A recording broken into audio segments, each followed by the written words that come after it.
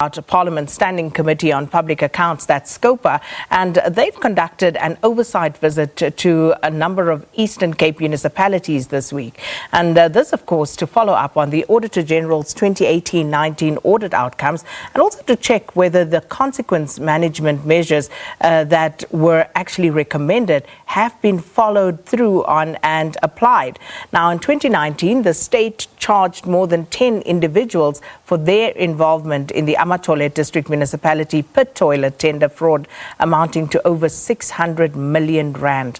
Now, the province also incurred the highest unauthorized spending in the country during the 2019-2020 financial year. And for more on SCOPA's oversight visit to the province, chairperson Mkhuleko Hlengwa joins us now to tell us more. Mr. Hlengwa, thanks for your time. Welcome to Morning Live. An absolute pleasure, Leanne. Good morning to you and the viewers. Sakina, sorry. Good morning. Happy Friday to you too. Thank you. It's been a long week. My apologies. Okay. Good morning. Not a problem at all. So just getting straight into it. So some of the municipalities that the committee visited include Buffalo City and the Nelson Mandela Bay Metropolitan Municipalities, also Amathole and OR District Municipalities, as well as Ngijima and the Makana local municipalities. That's quite a lot. So what were some of the specific recommendations that SCOPA found with regard to the issues that they were meant to follow up on that they did? Thank you very much. It was a loaded program. Let me just start off with the Nelson Mandela Bay, which we had last night, because that is a quick one. We have recommended that they will submit monthly reports insofar as the audit action plan is concerned to deal with all the historic matters which the AG had raised. They had quite a number of significant findings, and they've already developed that audit action plan. So we're quite satisfied that the ball is rolling in that regard. The monthly reports, of course, will give us an idea as to whether implementation is taking place. We have charged that they deal also with the issue of irregular expenditure and a breakdown on those matters, and an intervention on the part of the committee is required insofar as some of the tenders which were awarded corruptly, and we have to interact with those with the law enforcement agencies, especially with the Hawks. There's a 21 million rand tender which has led to assassinations of people as well, creating a very volatile situation in that part of the country. Alleged assassinations, we're not insofar as whether they are linked to this, but indications are that. So we are quite satisfied with the progress that is taking place there.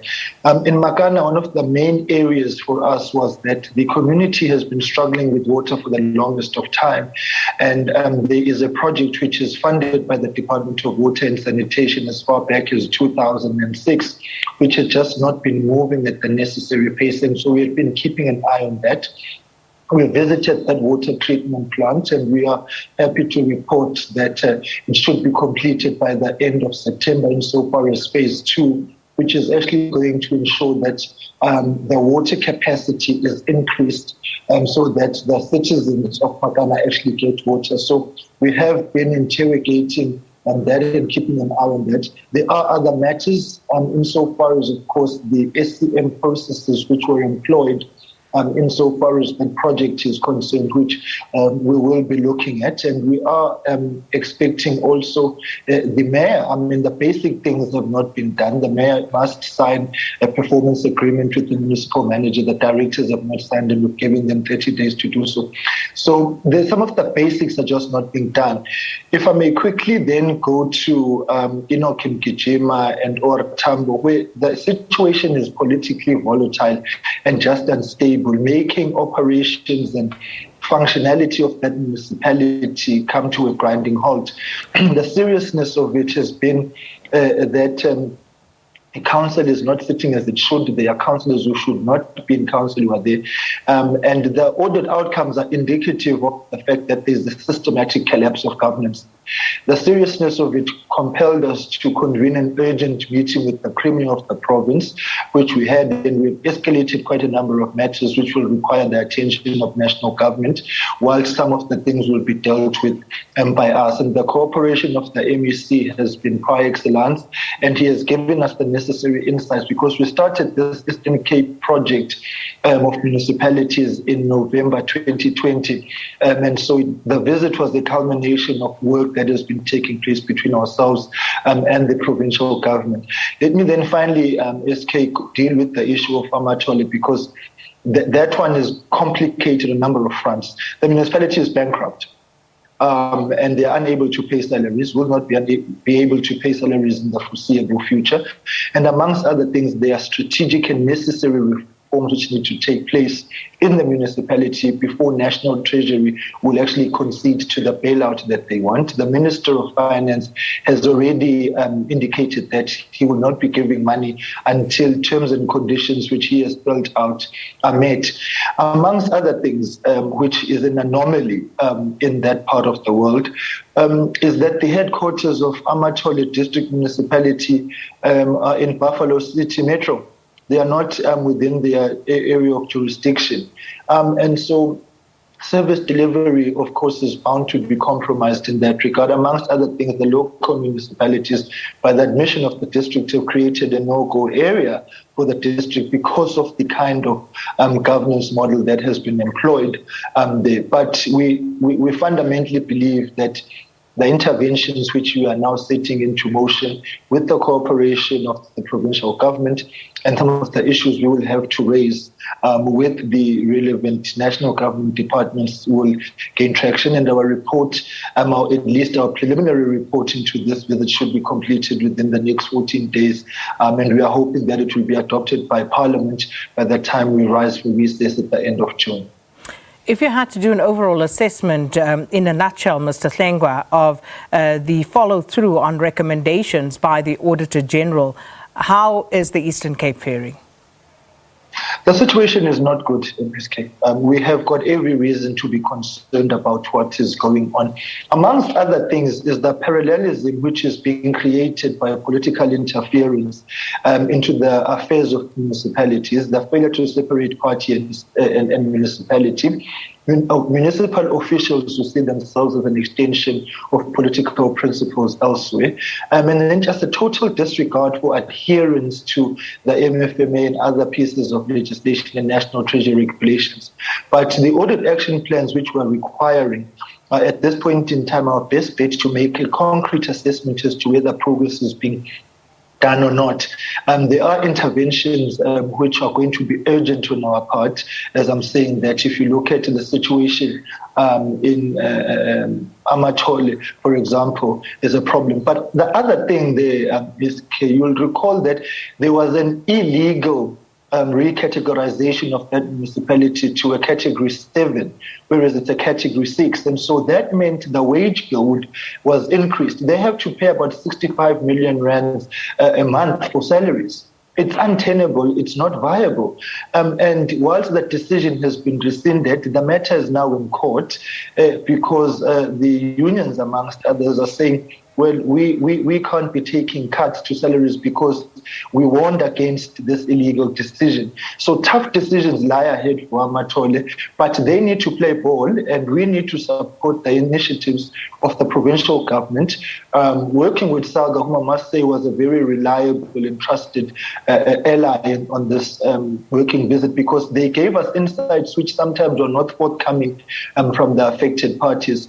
But as I'm saying, the assessment that we have fully actually is in full agreement rather with what the Auditor-General has found, and we are demanding those audit action plans as a matter of urgency, and we'll be doing a month-on-month assessment. We are, of course, cognizant of the fact that municipal elections are coming up in October, and there may be a change of guard in terms of who's in government, but that does not mean that the systemic issues of governance will have changed, particularly because the same officials will still be in office, and that is where our biggest problem is.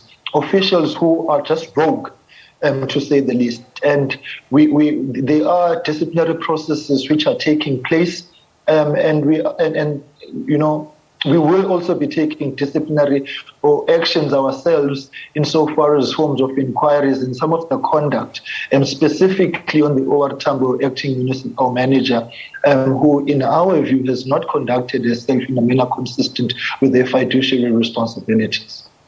But that also doesn't only highlight the state of the province and where it finds itself at, but it also calls into question the actual power that SCOPA has, that you have as an oversight body in terms of enforcing compliance. So can we speak to that? Because all of the issues that you speak about, we ventilated. We discussed, for example, the Amathole issue here on Morning Live at length.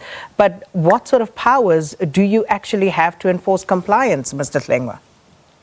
Well, we are playing a coordinating role, SK, because the rationale of the committee has been that anything that flows from the national fiscus is within our purview. And so that is why we are roping in your law enforcement agencies and working with the AG. The SIU was part of the visit from start to finish. And so ours is to ensure that everybody does that they are supposed to do. Where we will we see reason and cause for parliamentary inquiries into some of the affairs, we will certainly do that. And the recommendations of Parliament will be binding on those whom we will be found against. So those powers are there. And of course, we've got a lot on our plate, I must say, but this work just has to be done. And the state of affairs in the municipalities of the Eastern Cape is a cause for concern. And so we are making sure we are leaving all our options open to make sure that we enforce compliance, working with National Treasury and National COCTA, who was also very cooperative in this regard. What I think has been absent, SK, has been the committee asserting Parliament's authority and the committee not liaising and cooperating with parliamentary committees. So we are working quite closely and will continue working closely with the Portfolio Committee on COCTA as well. So ours is to streamline the operations of Parliament to make sure that there's effectiveness in the work that we are doing. And we are quite confident that the enforcement that comes with the rules of Parliament is sufficient for us to get some of these things done. The proof of the pudding, as they say, is in the eating. So we wait to see all of this, because otherwise it's just talk. But you spoke about the SIU, and last year, Mr. Hlengwa, the SIU affidavit to the Special Tribunal actually sought to interdict that scooter deal, the now infamous scooter deal in the Eastern Cape, saying that the tender process was actually marred by irregularity, dishonesty, and possible collusion even.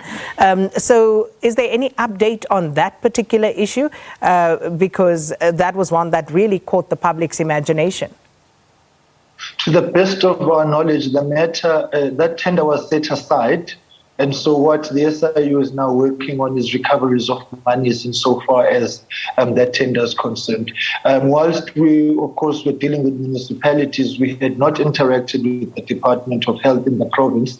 But the latest that we were updated on in that regard is that it's a matter of cost recoveries. And of course, the persons affected on that were not happy with the decision. And so we may be expecting appeals, but we are quite confident that the SIU is on the right track. And we had mandated, in fact, that tender receive specific priority attention, given the fact that it was just plainly rogue and inconsistent with rationality and due process.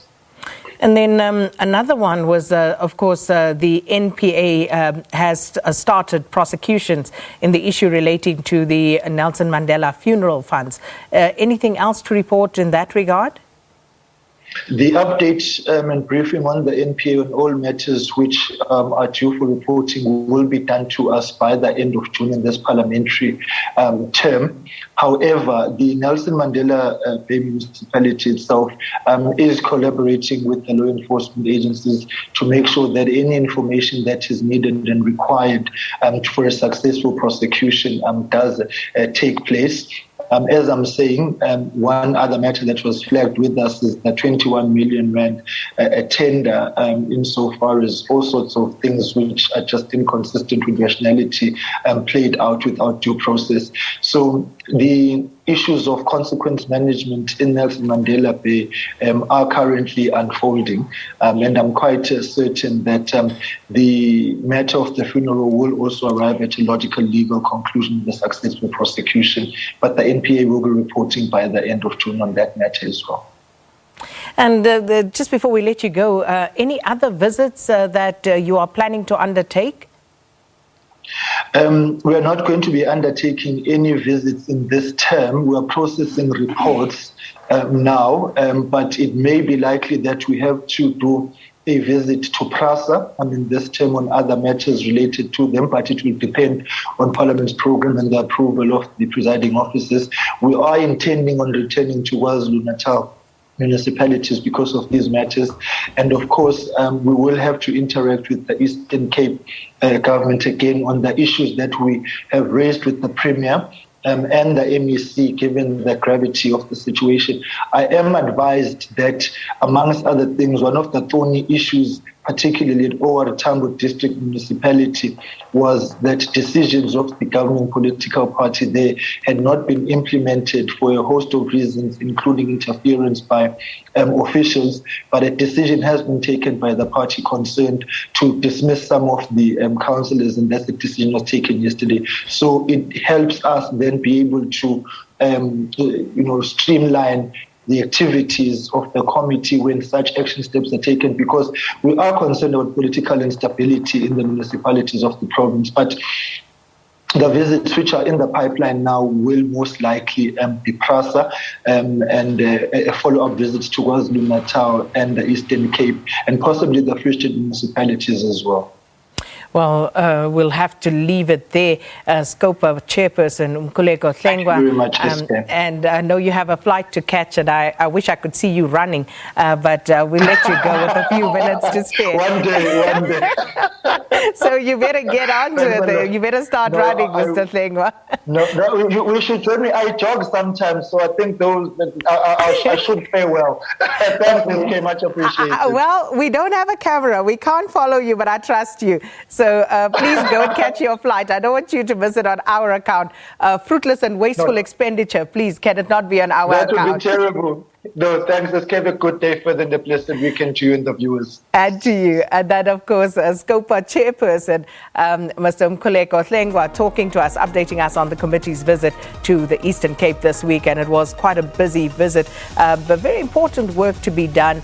But it still leaves a lot of questions about the enforcement and implementation of these recommendations, and also the role that various government departments play in making sure that municipalities and officials at municipal level actually adhere to the MFMA, that's the Municipal Finance Management Act.